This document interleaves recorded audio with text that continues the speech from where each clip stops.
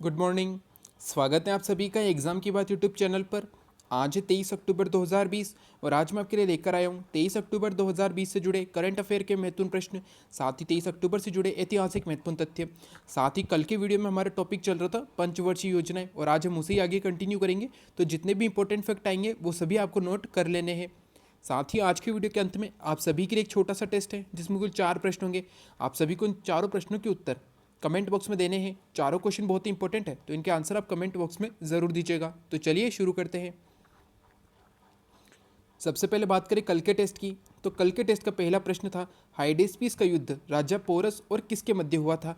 तो ये बहुत ही महत्वपूर्ण युद्ध था हाइडेस्पीस का युद्ध। ये कब हुआ था? तो ये हुआ था 326 ईसा पूर्व, यानी कि 326 ईसा पूर्व राजा पोरस और सिकंदर के मध्य, सिकंदर जो महान सम्राट हुआ था, इन दोनों के मध्य हाइडेस्पीस का युद्ध हुआ था। तो हुआ यूँ था कि सिकंदर उस समय विश्व विजय पर निकला हुआ था, ठीक है दोस्तों, और ये धीरे धीरे भारत की ओर बढ़ रहा था। तो राजा पोरस उस समय पंजाब के राजा थे, ठीक है दोस्तों। तो पंजाब में झेलम नदी के किनारे पर पंजाब के राजा पोरस और सिकंदर के मध्य हाइडेस्पीस का युद्ध हुआ था 326 ईसा पूर्व, ठीक है दोस्तों। इस युद्ध में राजा पोरस बहुत ही बहादुरी से लड़े थे, लेकिन सिकंदर की जो है विजय हो गई थी। सिकंदर इनकी बहादुरी से प्रसन्न हुआ और वहीं से जो है वो वापस लौट गया था, यानी कि वो भारत में नहीं आया था, ठीक है दोस्तों। तो आपको याद रखना है महत्वपूर्ण युद्ध हाइडेस्पीस का युद्ध 326 ईसा पूर्व राजा पोरस और सिकंदर के मध्य हुआ था। क्वेश्चन नंबर 2 है गुप्त वंश का संस्थापक कौन था। तो इसके बारे में आपको बताया था कि गुप्त वंश का संस्थापक था श्रीगुप्त। आपको याद रखना है गुप्त वंश का संस्थापक था श्रीगुप्त, और इसमें बहुत सारे महान सम्राट हुए थे, जैसे कि चंद्रगुप्त प्रथम, समुद्रगुप्त, स्कंदगुप्त और एक था चंद्रगुप्त द्वितीय, ठीक है दोस्तों। जैसे कि चंद्रगुप्त विक्रमादित्य के नाम से भी जाना जाता है, उसके बारे में आपको बताया था, ठीक है दोस्तों, कि चंद्रगुप्त विक्रमादित्य के दरबार में थे कालिदास, ठीक है दोस्तों। कालिदास किसके दरबार में थे? तो चंद्रगुप्त विक्रमादित्य के दरबार में थे, जो कि चंद्रगुप्त द्वितीय के नाम से प्रसिद्ध हुआ था। उसने विक्रमादित्य की उपाधि प्राप्त की थी। तो मैं आपको बता देता हूँ गुप्त वंश का संस्थापक थे श्रीगुप्त, ठीक है दोस्तों। ये इंपॉर्टेंट क्वेश्चन और आपको याद रखना है। साथ ही बात करें महत्वपूर्ण युद्धों की, तो जो मैंने आपको 105 क्वेश्चन की पीडीएफ दी थी लास्ट मंथ में, ठीक है दोस्तों, तो उसमें मैंने आपको जितने भी इंपॉर्टेंट युद्ध है भारतीय इतिहास में जुड़े उनकी लिस्ट भी दी थी। आपने उन्हें ज़रूर पढ़ा होगा, तो वो आपको ज़रूर याद रखनी है, बहुत ही ज़्यादा महत्वपूर्ण है। उसमें सबसे पहले युद्ध के बारे में ही मैंने आपको हाइडेस्पीस के युद्ध के बारे में बताया था, जो 326 ईसा पूर्व हुआ था, ठीक है दोस्तों। तो आप वो पीडीएफ अगर आपने नहीं देखी हो तो आज की वीडियो के डिस्क्रिप्शन बॉक्स में भी आपको वो पीडीएफ मिल जाएगी, वहाँ से आप डाउनलोड कर सकते हैं। क्वेश्चन नंबर 3 था विश्व पर्यटन दिवस कब मनाया जाता है। तो अंतर्राष्ट्रीय स्तर पर पर्यटन को बढ़ावा देने के लिए प्रत्येक वर्ष विश्व पर्यटन दिवस 27 सितंबर को मनाया जाता है। तो आपको याद रखना है, इंपॉर्टेंट डे वाला क्वेश्चन है कि विश्व पर्यटन दिवस कब मनाया जाता है। तो 27 सितंबर को मनाया जाता है। क्वेश्चन नंबर 4 था संतोष कप किस खेल से संबंधित है। ये क्वेश्चन जो है अभी हाल ही में एसएससी सीएचएसएल के पेपर में आया था। तो संतोष कप फुटबॉल से संबंधित है। आपको जितने भी महत्वपूर्ण ट्रॉफियाँ होती है किसी भी खेल से संबंधित, वो आपको ज़रूर याद रखनी है और उनसे जुड़े क्वेश्चन आपको ज़रूर याद रखने हैं। तो आपको याद रखना है संतोष कप फुटबॉल खेल से संबंधित है। तो ये थे कल के टेस्ट के चारों इंपॉर्टेंट क्वेश्चन महत्वपूर्ण है और इनसे जुड़े कुछ इंपॉर्टेंट फैक्ट भी आपको याद रखने हैं। अब बात करें 23 अक्टूबर से जुड़े महत्वपूर्ण तथ्य की, तो 23 अक्टूबर से जुड़ा एकमात्र महत्वपूर्ण तथ्य है कि 23 अक्टूबर 1934 को महात्मा गांधी जी ने भारतीय राष्ट्रीय कांग्रेस से इस्तीफा दिया था। यानी कि भारतीय राष्ट्रीय कांग्रेस के सदस्य का जो पद था महात्मा गांधी जी का, इसी से इन्होंने इस्तीफा दिया था 23 अक्टूबर 1934 को। अभी इस्तीफा क्यों दिया गया था? क्योंकि जैसा कि आप जानते हैं कि 1930 में क्या हुआ था। तो 1930 में हुआ था प्रथम गोलमेज सम्मेलन, 1931 में हुआ था द्वितीय गोलमेज सम्मेलन और 1932 में हुआ था तीसरा गोलमेज सम्मेलन, ठीक है दोस्तों। तो 1931 वाला जो गोलमेज सम्मेलन था, दूसरा गोलमेज सम्मेलन जो था 1931 में हुआ था, इसमें महात्मा गांधी जी ने कांग्रेस की ओर से गोलमेज सम्मेलन में भाग लिया था और ये एकमात्र गोलमेज सम्मेलन था, दूसरा गोलमेज सम्मेलन जिसमें कि महात्मा गांधी जी ने भाग लिया था। तो हुआ ये था कि इन तीनों गोलमेज सम्मेलन में जब भारतीय लोगों ने भाग लिया, लेकिन इसका कोई परिणाम नहीं निकला। साथ ही 1931 में क्या हुआ था? तो 1931 में शहीद भगत सिंह, राजगुरु और उनके साथी को, ठीक है दोस्तों, इन तीनों को जो है फांसी दे दी गई थी। तो इन सभी कारणों के वजह से महात्मा गांधी जी ने भारतीय राष्ट्रीय कांग्रेस से इस्तीफा दिया था, ठीक है दोस्तों, क्योंकि उस समय इनकी जो है बहुत ही ज़्यादा जो विद्रोह हुआ था महात्मा गांधी जी के विरुद्ध, जिसके कारण इन्होंने भारतीय राष्ट्रीय कांग्रेस से इस्तीफा दिया था। तो कौन कौन से कारण थे? पहला कारण था 1931 में शहीद भगत सिंह को फांसी दी गई थी। साथ ही 1930 में प्रथम गोलमेज सम्मेलन, 1931 में दूसरा गोलमेज सम्मेलन और 1932 के तीनों गोलमेज सम्मेलन का कुछ उचित परिणाम नहीं निकले थे, जिसके कारण महात्मा गांधी जी का विरोध हुआ था। इसलिए भारतीय राष्ट्रीय कांग्रेस से महात्मा गांधी जी ने सन 1934 में 23 अक्टूबर के दिन इस्तीफा दे दिया था। तो ये इंपॉर्टेंट और आपको याद रखना है। साथ ही कुछ महात्मा गांधी जी और राष्ट्रीय कांग्रेस से जुड़े इंपॉर्टेंट फैक्ट आपको याद रखने हैं, जो मैंने आपको पहले भी बताए थे। सबसे इंपॉर्टेंट है कि 1924 में कांग्रेस के बेलगांव अधिवेशन के अध्यक्ष रहे थे महात्मा गांधी जी, और ये एकमात्र अधिवेशन था कांग्रेस का जिसके अध्यक्ष बने थे महात्मा गांधी जी। तो आपको याद रखना है, ये क्वेश्चन एग्जाम में आया हुआ है कि महात्मा गांधी जी ने कांग्रेस के कौन से अधिवेशन की अध्यक्षता की थी, तो बेलगांव अधिवेशन की। ठीक है दोस्तों, 1924 में कांग्रेस का जो अधिवेशन हुआ था, कांग्रेस उस समय प्रत्येक वर्ष में एक बार जो है अधिवेशन करता था, और इसका 1924 में अधिवेशन हुआ था बेलगांव में, जिसकी अध्यक्षता की थी महात्मा गांधी जी ने। और एक और आपको याद रखना है कि 1917 में कलकत्ता में अधिवेशन हुआ था कांग्रेस का, और इसमें पहली महिला अध्यक्ष बनी थी एनी बेसेंट जी। तो ये दोनों आपको याद होने ही चाहिए, एक तो 1917 वाला कलकत्ता का अधिवेशन और दूसरा 1924 वाला बेलगांव का अधिवेशन।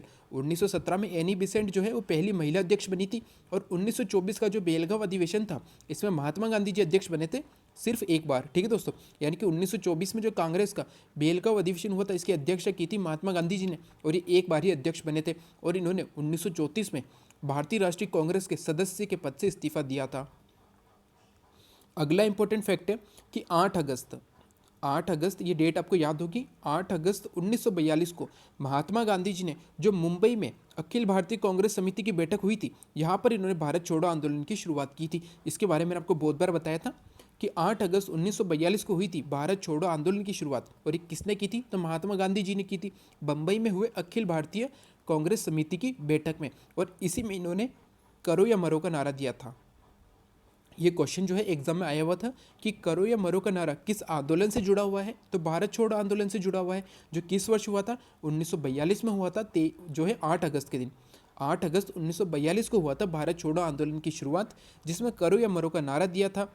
ठीक है दोस्तों, किन्होंने दिया था, तो महात्मा गांधी जी ने दिया था। तो आपको ये सभी इंपॉर्टेंट फैक्ट भी याद होने चाहिए। तो आप 23 अक्टूबर से जुड़े ये तीनों इंपॉर्टेंट फैक्ट याद रखिएगा। 23 अक्टूबर से जुड़ा ये इंपॉर्टेंट फैक्ट है, बाकी 2 अन्य इंपॉर्टेंट फैक्ट भी आपको याद रखने हैं। अब चलते हैं आज के पहले प्रश्न पर। आज का हमारा पहला और इम्पोर्टेंट क्वेश्चन है को कोविड-19 में विमानों से बेहतर संचालन एवं संक्रमण के दौरान बचाव व सावधानी पूर्वक यात्रा कराने में भारत के किस हवाई अड्डे को विश्व में दूसरा स्थान प्राप्त हुआ है। तो आपको याद रखना है कि भारत का सबसे बड़ा अंतर्राष्ट्रीय हवाई अड्डा है इंदिरा गांधी अंतर्राष्ट्रीय हवाई अड्डा, जो कहाँ पर है, यह है दिल्ली में। भारत की राजधानी दिल्ली में है इंदिरा गांधी अंतर्राष्ट्रीय हवाई अड्डा, और इसी को विश्व में दूसरा स्थान प्राप्त हुआ है। ठीक है दोस्तों, इस कोविड महामारी के समय में भी बचाव व सावधानी पूर्वक यात्रा कराने में भारत के इंदिरा गांधी अंतर्राष्ट्रीय हवाई अड्डे को विश्व में दूसरा स्थान प्राप्त हुआ है। पहले स्थान पर कौन सा है, तो पहले स्थान पर है सिंगापुर का चांगी अंतर्राष्ट्रीय हवाई अड्डा, यानी कि सिंगापुर देश में जो चांगी अंतर्राष्ट्रीय हवाई अड्डा है वो विश्व में पहले स्थान पर है, और दूसरे स्थान पर है भारत का दिल्ली में स्थित इंदिरा गांधी अंतर्राष्ट्रीय हवाई अड्डा। ठीक है दोस्तों, तो इंपॉर्टेंट क्वेश्चन है और आपको याद रखना है। साथ ही एक और इंपॉर्टेंट फैक्ट याद रखिएगा कि भारत का सबसे बड़ा अंतर्राष्ट्रीय हवाई अड्डा कहाँ पर बनाना जाना जो है प्रस्तावित हुआ है, तो नोएडा में। ये क्वेश्चन मैंने आपको थोड़े दिन पहले बताया था कि नोएडा में जो है भारत का सबसे बड़ा अंतर्राष्ट्रीय हवाई अड्डा बनने जा रहा है, जिसकी घोषणा हो गई है। ठीक है दोस्तों, तो आपको ये इंपॉर्टेंट क्वेश्चन याद रखना है। क्वेश्चन नंबर 2 है, हाल ही में नायनी नरसिम्हा रेड्डी का निधन हुआ है, ये किस राज्य के पहले गृह मंत्री थे। तो आपको याद रखना है कि हाल ही में नायनी नरसिम्हा रेड्डी का निधन हुआ है, ये तेलंगाना राज्य के पहले गृह मंत्री थे। यानी कि जब तेलंगाना राज्य का गठन हुआ था तब इसके पहले गृह मंत्री बने थे नायनी नरसिम्हा रेड्डी जी, और हाल ही में इनका निधन हुआ है। अब बात है कि तेलंगाना का गठन कब हुआ था, तो तेलंगाना राज्य का गठन हुआ था 2 जून 2014 को, यानी कि 2 जून 2014 को तेलंगाना जो है आंध्र प्रदेश से अलग होकर एक राज्य बना था। इसकी राजधानी क्या है, तो इसकी राजधानी है हैदराबाद। तेलंगाना की राजधानी है हैदराबाद। ठीक है दोस्तों, तो आपको याद रखना है कि हाल ही में नायनी नरसिम्हा रेड्डी जी का निधन हुआ है, ये तेलंगाना राज्य के गृह मंत्री थे। क्वेश्चन इंपॉर्टेंट है और आपको याद रखना है। क्वेश्चन नंबर 3 है, हाल ही में फॉक्सवैगन ने किसे अपना ब्रांड निदेशक नियुक्त किया है। तो आपको याद रखना है कि हाल ही में फॉक्सवैगन ये एक ऑटोमोबाइल कंपनी है जो कि गाड़ियों का निर्माण करती है, कारों का, ठीक है दोस्तों, निर्माण करती है, और इसी ने अपना नया ब्रांड निदेशक नियुक्त किया है आशीष गुप्ता को। यह है आशीष गुप्ता जो कि फॉक्सवैगन के अब नए ब्रांड निदेशक होंगे। इंपॉर्टेंट क्वेश्चन है और आपको याद रखना है। क्वेश्चन नंबर 4 है, महिलाओं को घरेलू हिंसा से बचाने के लिए किस टेलीकॉम कंपनी द्वारा माई अंबर मोबाइल लॉन्च करने की घोषणा की गई है? ये एक योजना है और इसे लॉन्च किया है वोडाफोन आइडिया के द्वारा। वोडाफोन आइडिया ये दोनों संयुक्त कंपनी है। पहले ये दोनों अलग अलग कंपनी होती थी, वोडाफोन अलग कंपनी थी, आइडिया अलग कंपनी थी, लेकिन अब इन दोनों ने एक संयुक्त कंपनी जो है शुरुआत की है, जिसका लोगो रखा है VI, यानी कि वोडाफोन आइडिया। ठीक है दोस्तों, और अभी इसी टेलीकॉम कंपनी के द्वारा महिलाओं को घरेलू हिंसा से बचाने के लिए माई अंबर मोबाइल जो ये योजना है इसे लॉन्च किया है। तो इम्पोर्टेंट क्वेश्चन और आपको याद रखना है कि माई अंबर मोबाइल लॉन्चना जो योजना है इसे लॉन्च करने की घोषणा की है वोडाफोन आइडिया टेलीकॉम कंपनी ने। क्वेश्चन नंबर 5 है, निम्न में से कौन फुटबॉलर चैंपियन लीग में लगातार 16 सीजन में कम से कम एक गोल करने वाला पहला खिलाड़ी बन गया है? यानी कि जो लगातार 16 सीजन से फुटबॉलर्स चैंपियन लीग, ये एक लीग का नाम है फुटबॉलर्स चैंपियन लीग, इसके 16 सीजन में कम से कम एक गोल करने वाला खिलाड़ी बन गए हैं लियोनेल मेसी। यानी कि इन्होंने प्रत्येक सीजन में कम से कम एक गोल तो किया ही है और ये पहले खिलाड़ी बन गए हैं ऐसा करने वाले। तो आपको याद रखना है कि लियोनेल मेसी लगातार 16 सीजन में फुटबॉलर्स चैंपियन लीग के लगातार 16 सीजन में कम से कम एक गोल करने वाले पहले खिलाड़ी बन गए हैं। इंपॉर्टेंट क्वेश्चन और आपको याद रखना है। अब बात करें कैबिनेट द्वारा निम्न समझौतों और सहयोग को मंजूरी दी गई है। हाल ही में कैबिनेट ने इन 3 समझौतों को मंजूरी दी है। ये 3 समझौते हुए किन के मध्य हैं? तो पहला है भारत और मलेशिया के मध्य। ठीक है दोस्तों, ICAI और MICPA ये जो है ये एक अकाउंटेंट इंस्टीट्यूट है। ये दोनों, ये भारत का अकाउंटेंट इंस्टीट्यूट है और ये मलेशिया का अकाउंटेंट इंस्टीट्यूट है। ठीक है दोस्तों, इन दोनों के मध्य MOU हुआ यानी कि समझौता हुआ है, जिसको कैबिनेट द्वारा जो है मंजूरी दी गई है। अगला है भारत और नाइजीरिया के मध्य शांतिपूर्ण समझौते को कैबिनेट द्वारा मंजूरी दी गई है। भारत और पापुआ न्यू गिनी, ये एक देश का नाम है, इन दोनों के मध्य भी CPA और PNG ये दोनों भी जो है अकाउंटेंट इंस्टीट्यूट है और इन दोनों के मध्य भी समझौता हुआ है। तो इन तीनों समझौते को हाल ही में कैबिनेट द्वारा मंजूरी दी गई है। तो आपको याद रखना है भारत मलेशिया, भारत नाइजीरिया और भारत पापुआ न्यू गिनी के मध्य 3 समझौते हुए हैं और इन्हें मंजूरी दी है कैबिनेट ने। तो आप इन्हें याद रखिएगा। अब बात करें 23 अक्टूबर 2020 से जुड़े कुछ अन्य इंपॉर्टेंट फैक्ट की, तो ये इस प्रकार है कि जर्मनी की टेनिस खिलाड़ी जूलिया जार्जेस ने, ये जर्मनी की टेनिस खिलाड़ी हैं और इन्होंने हाल ही में 31 वर्ष की उम्र में संन्यास लेने की घोषणा की है। ठीक है दोस्तों, तो आपको याद रखना है कि जूलिया जार्जेस ये जर्मनी की टेनिस खिलाड़ी है। ठीक है दोस्तों, 31 वर्ष की उम्र में इन्होंने संन्यास लेने की घोषणा की है। क्वेश्चन आ सकता है कि हाल ही में टेनिस खिलाड़ी जूलिया जार्जेस ने संन्यास लेने की घोषणा की है, ये किस देश की टेनिस खिलाड़ी है? तो ये जर्मनी की टेनिस खिलाड़ी है। अगला है कि भारत के DRDO के द्वारा नाग एंटी टेक गाइडेड मिसाइल का सफल परीक्षण किया गया है। आपको याद रखना है कि हाल ही में DRDO ने नाग एंटी टेक गाइडेड मिसाइल, ये एक मिसाइल है और इसका सफल परीक्षण किया है DRDO ने।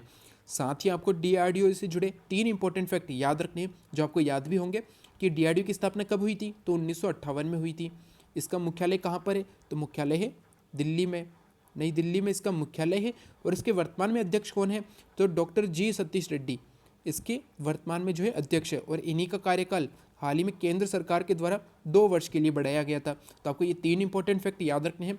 DRDO की स्थापना हुई 1958 में, मुख्यालय है नई दिल्ली में, वर्तमान में जो इसके अध्यक्ष है डॉक्टर G सतीश रेड्डी। तो आपको 23 अक्टूबर से जुड़े ये 2 अन्य इंपॉर्टेंट फैक्ट भी याद रखने हैं। तो ये थे 23 अक्टूबर से जुड़े करंट अफेयर के कुछ महत्वपूर्ण प्रश्न। सभी क्वेश्चन बहुत ही ज़्यादा इंपॉर्टेंट है और आपको इन्हें याद रखना है। अब हम चलते हैं हमारे टॉपिक पर।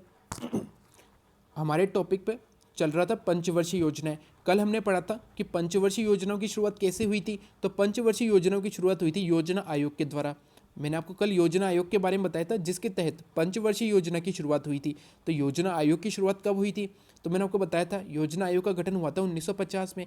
तत्कालीन प्रधानमंत्री जवाहरलाल नेहरू जी के द्वारा योजना आयोग का गठन किया गया था। तो अब हम पढ़ने वाले हैं पंचवर्षीय योजनाओं के बारे में। पहली पंचवर्षीय योजना, प्रथम पंचवर्षीय योजना, ये आपको याद रखनी है कि इसकी शुरुआत कब हुई थी। तो प्रथम पंचवर्षीय योजना की शुरुआत हुई थी 1951 में। ये 5 वर्षों तक चली थी, 1951 से लेकर 1956 तक। अगला इंपॉर्टेंट क्वेश्चन बनता है कि हेराल्ड डोमर मॉडल ये किस योजना पर था? तो हेराल्ड डोमर मॉडल था प्रथम पंचवर्षीय योजनाओं पर। ये इंपॉर्टेंट क्वेश्चन बनता है और आपको याद रखना है कि हेराल्ड डोमर मॉडल किस योजना पर से संबंधित था या आधारित था। तो हेराल्ड डोमर मॉडल जो था ये प्रथम पंचवर्षीय योजना पर आधारित था जिसकी शुरुआत 1951 में हुई थी। अगला था कि प्रथम पंचवर्षीय योजना किस क्षेत्र से संबंधित थी। तो प्रथम पंचवर्षीय योजनाओं में भारत में कृषि एवं सिंचाई क्षेत्र पर ध्यान दिया गया था, यानी कि कृषि एवं सिंचाई क्षेत्र में विस्तार करने के लिए थी प्रथम पंचवर्षीय योजना। ठीक है दोस्तों, तो आपको याद रखना है कि कृषि एवं सिंचाई क्षेत्र पर आधारित थी प्रथम पंचवर्षीय योजना। अगला है कि राष्ट्रीय प्रसार सेवा की शुरुआत भी 1953 में प्रथम पंचवर्षीय योजना के अंतर्गत हुई थी। आपको याद रखना है, अगर क्वेश्चन आ जाए कि राष्ट्रीय प्रसार सेवा की शुरुआत किस वर्ष हुई थी, तो 1953 में हुई थी प्रथम पंचवर्षीय योजना के अंतर्गत। और जैसा कि मैंने आपको बताया कि प्रथम पंचवर्षीय योजना सिंचाई क्षेत्र पर भी आधारित थी, तो इसमें कुछ महत्वपूर्ण सिंचाई क्षेत्र के कार्य हुए थे, जैसे कि भाखड़ा नागल परियोजना की शुरुआत। इसके बारे में मैंने आपको कल बताया था कि भाखड़ा नागल परियोजना 1948 में शुरू हुई थी और इसे किसके अंतर्गत रखा गया था, तो इसको प्रथम पंचवर्षीय योजना के अंतर्गत रखा गया था।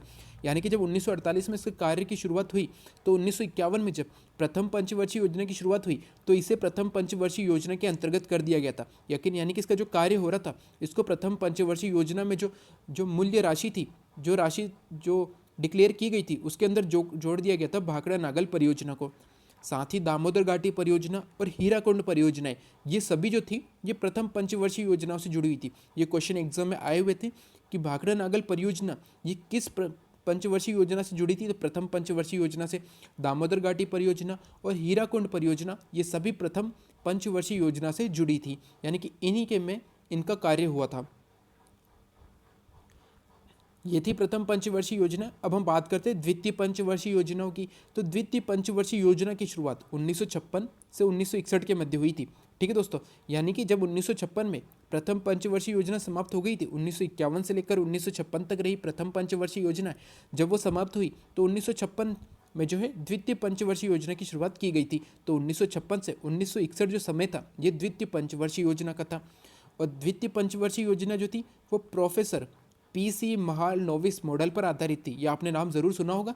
जैसे कि मैंने आपको बताया कि हैरल्ड डोमर मॉडल ये प्रथम पंचवर्षीय योजना से जुड़ा था, उसी प्रकार प्रोफेसर पीसी महालनोबिस मॉडल जो है ये द्वितीय पंचवर्षीय योजना से जुड़ा था, जो कि 1956 से 1961 तक रही थी।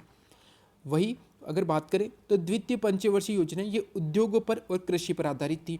पहली पंचवर्षीय योजना कृषि पर और सिंचाई पर आधारित थी, और दूसरी जो थी इसमें मुख्य रूप से उद्योगों पर ध्यान दिया गया था और कुछ भागों में जो है कृषि पर ध्यान दिया गया था।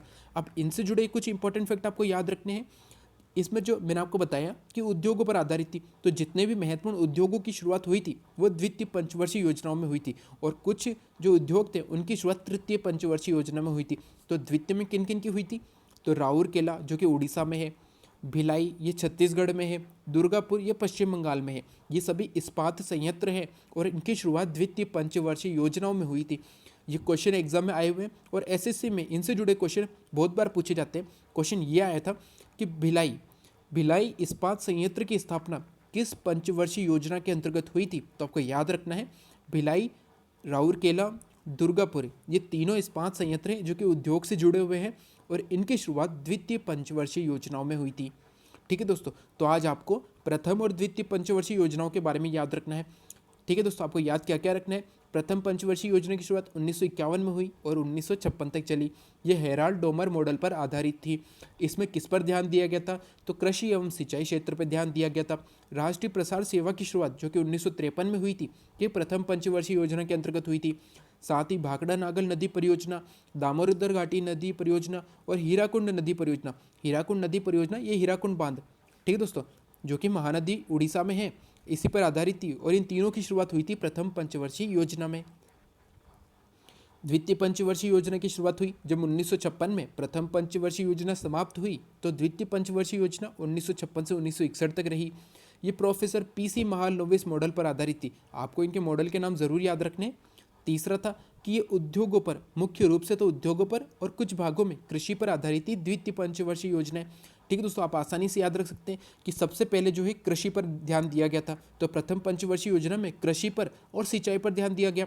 जब प्रथम पंचवर्षीय योजना में कृषि के जो सभी जो प्रारूप थे या जो सभी कार्य थे वो संपन्न हुए, तब फिर उद्योगों पर ध्यान दिया गया और जो थोड़ा बहुत जो था वो कृषि पर ध्यान दिया गया।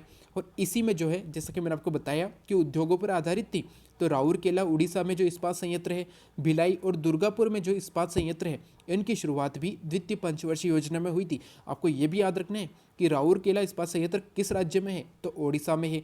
भिलाई इस्पात संयंत्र किस राज्य में है, तो छत्तीसगढ़ में है। दुर्गापुर इस्पात संयंत्र पश्चिम बंगाल में है। ये क्वेश्चन भी इंपॉर्टेंट है और ये बहुत बार एग्जाम में आ जाते हैं कि राउरकेला इस्पात संयंत्र किस राज्य में स्थित है, तो ओडिशा में स्थित है। तो ये थे आज के हमारे टॉपिक पंचवर्षीय योजनाओं से जुड़े प्रथम पंचवर्षीय योजना और द्वितीय पंचवर्षीय योजनाओं के इंपॉर्टेंट फैक्ट। कल हम पढ़ेंगे इससे आगे, ठीक है दोस्तों। तो इन सभी को आप नोट जरूर कर लीजिएगा। अब चलते हैं हमारे टेस्ट पर। आज के हमारे टेस्ट का पहला प्रश्न है, कोणार्क सूर्य मंदिर का निर्माण किसके द्वारा करवाया गया था। तो आपको बताना है कि निम्न शासकों में से किसके द्वारा कोणार्क के सूर्य मंदिर का निर्माण करवाया गया था। साथ ही आपको याद रखना है कि कोणार्क का सूर्य मंदिर किस राज्य में है, तो कोणार्क का सूर्य मंदिर है ओडिशा राज्य में। ठीक है दोस्तों, ओडिशा राज्य में जो कोणार्क का सूर्य मंदिर है, ये इंपॉर्टेंट क्वेश्चन है और बहुत बार एग्जाम में आए हुए हैं कि कोणार्क सूर्य मंदिर किस राज्य में स्थित है, तो ओडिशा में स्थित है। और आज आपको बताना है कि कोणार्क सूर्य मंदिर का निर्माण किसके द्वारा करवाया गया था। क्वेश्चन नंबर 2 है, विश्व जल दिवस कब मनाया जाता है। इंपॉर्टेंट डे वाला क्वेश्चन है और इसका आंसर आपको बताना है कि अंतर्राष्ट्रीय स्तर पर विश्व जल दिवस प्रत्येक वर्ष किस दिन मनाया जाता है। क्वेश्चन नंबर 3 है, प्रधानमंत्री रोजगार योजना की शुरुआत किस वर्ष हुई थी। प्रधानमंत्री रोजगार योजना ये गरीब व्यक्तियों को, जो गाँव में जो गरीब व्यक्ति रहते हैं, इनको रोजगार देने के लिए प्रधानमंत्री रोजगार योजना की शुरुआत की गई थी। आपको बताना है कि निम्न में से किस वर्ष प्रधानमंत्री रोजगार योजना की शुरुआत हुई थी। क्वेश्चन नंबर 4 है और बहुत ही इंपॉर्टेंट क्वेश्चन है, ठीक है दोस्तों, जनरल साइंस का क्वेश्चन है कि निम्न में से कौन सा विटामिन जल में घुलनशील है। आपको पता है कि कुल 6 प्रकार के विटामिन है, ए बी सी डी और के, ठीक है दोस्तों, और ई, ठीक है दोस्तों। ये कुछ इंपॉर्टेंट विटामिन है। आपको बताना है कि निम्न में से कौन सा विटामिन जल में घुलनशील है। 2 टाइप के जो है घुलनशील होते हैं, एक होते हैं जल में और एक होते हैं वसा में, ठीक है दोस्तों। तो जल में होते हैं 2 विटामिन घुलनशील, कुल 2 विटामिन जल में घुलनशील होते हैं और बाकी बच्चे 4 विटामिन वसा में घुलनशील होते हैं। तो आपको बताना है कि निम्न में से वो कौन सा विटामिन है जो जल में घुलनशील है। इंपॉर्टेंट क्वेश्चन है और ये बहुत बार एग्जाम में देखा गया है, ठीक है दोस्तों। तो आपको याद रखने हैं, कल मैं आपको पूरा बता दूंगा कि कौन से विटामिन वसा में घुलनशील होते हैं और कौन से विटामिन जल में घुलनशील होते हैं। तो आज आपको बताना है कि निम्न में से कौन सा विटामिन जल में घुलनशील है। तो ये हैं आज के टेस्ट के चारों इंपॉर्टेंट क्वेश्चन। चलते हैं आज के सवाल पर। आज के वीडियो का सवाल है, हाल ही में किस राज्य में देश के पहले मल्टी मॉडल लॉजिस्टिक पार्क की आधारशिला रखी गई है। ये क्वेश्चन कल की वीडियो से रिलेटेड है और इसके बारे में मैंने आपको कल की वीडियो में बताया था। तो इसका आंसर आपको बताना है कि हाल ही में किस राज्य में देश के पहले मल्टी मॉडल लॉजिस्टिक पार्क की शुरुआत की गई है। तो ये थे आज के वीडियो के 23 अक्टूबर से जुड़े करंट अफेयर के महत्वपूर्ण प्रश्न, 23 अक्टूबर से जुड़े ऐतिहासिक महत्वपूर्ण तथ्य। आज का हमारा टॉपिक जिसमें हमने पढ़ा प्रथम पंचवर्षीय योजना और द्वितीय पंचवर्षीय योजना, साथ ही आज के टेस्ट के चारों इंपॉर्टेंट क्वेश्चन और आज का सवाल, ठीक है दोस्तों। तो आज के टेस्ट के चारों इंपॉर्टेंट क्वेश्चन और आज के सवाल का आंसर आप कमेंट बॉक्स में ज़रूर दीजिएगा। साथ ही जितने भी इंपॉर्टेंट फैक्ट आए थे वो सभी आपको नोट कर लेने हैं। जो भी आपको उपयोगी लगे उन सभी को आप नोट ज़रूर कर लीजिएगा और जो आप याद रख सकते हैं तो उन्हें याद ज़रूर रखिएगा, ठीक है दोस्तों। तो अगर आज का वीडियो अच्छा लगा हो तो लाइक एंड शेयर ज़रूर करें। साथ ही वे सभी जो आज चैनल पे नए हैं उन्हें आज का वीडियो अच्छा लगे, उपयोगी लगे तो सब्सक्राइब करना न भूलें। साथ ही बेल आइकन ज़रूर दबाएं जिससे कि आने वाले वीडियो की तुरंत जानकारी आपको मिल सके। Thank you.